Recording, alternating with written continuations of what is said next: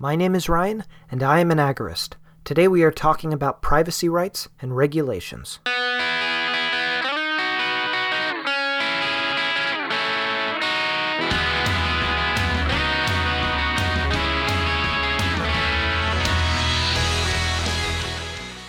I value my privacy.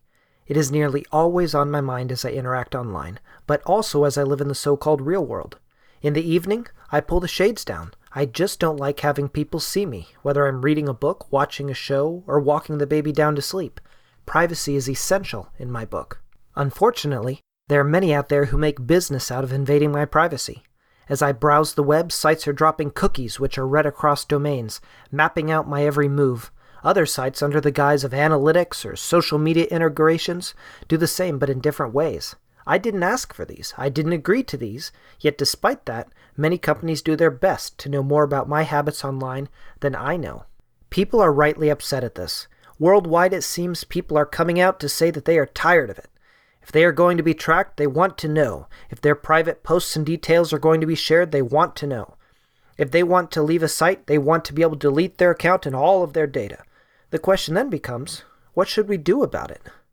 Unfortunately, many people are turning to government violence to solve these problems for them. Last year, California passed the California Consumer Privacy Act, or CCPA, which purportedly gave the people of California new privacy rights.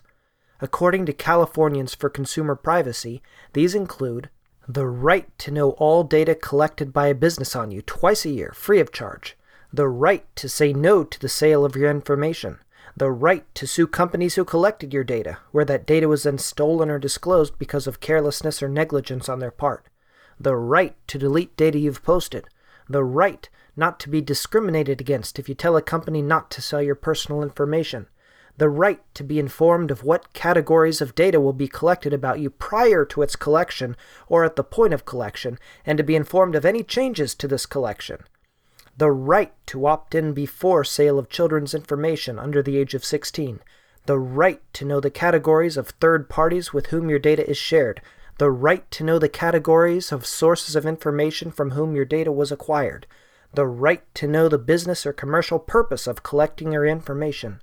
That is quite a list. The European Union has a list of their own, similar to that. As a software developer who develops applications for both desktops and for the web, this kind of legislation affects me directly. When I see this list, I have to wonder who this legislation really hurts and who it really helps. First, let me ask now, who does it hurt?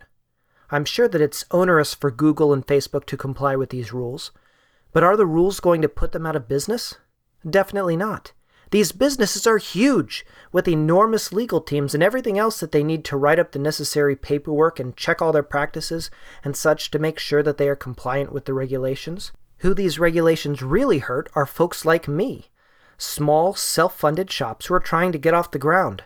I don't have a legal team. I don't have time to study up on regulations. I spend my days working so I can make enough money to keep my family fed. I don't have the time or resources to figure out how to comply if I needed to. There are startups who can afford to comply with these, but they are the ones who receive gobs of venture capital money from East and West Coast elites. If I made a site which picked up steam, I could potentially reach the threshold of Californian users necessary for which these regulations would then kick in. And if I didn't cross every T and dot every I, I could be sued, and it would only take one single lawsuit to destroy my entire business. You see, these regulations will ultimately not hurt Google or Facebook. They will settle the lawsuits, they'll comply, and they'll move on. These regulations will hurt people like me who are just trying to make good products and keep our clients happy. On top of the compliance concerns, these regulations also raise new privacy concerns. How is a business going to know how many California users they have? In order to do that, businesses must verify and store identities and locations for their users. Imagine that I start a privacy-minded site in which I intentionally don't store any personal data for my users on. Imagine that I intentionally do not have them verify their identities and intentionally don't store where they come from. Just by respecting their privacy in that way, I would potentially be non-compliant with these regulations. While these rules talk about security and privacy, they also force new privacy concerns.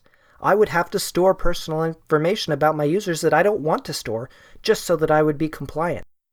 There's another option other than government violence to deal with these problems. Personal responsibility is the better route. There are tools out there to help secure our privacy. There are browsers like Brave, which block ads and trackers. There are browser extensions like Privacy Badger, which allow ads but block cross-domain tracking. There are VPNs like Private Internet Access, which can hide your real IP address from the sites that you visit. And there's Tor, of course, which we talked about in an earlier episode. Sure, there will always be some out there like Facebook and Google which try and force you to use a real identity. But there are others like Minds, which only ask for an email address in order to sign up.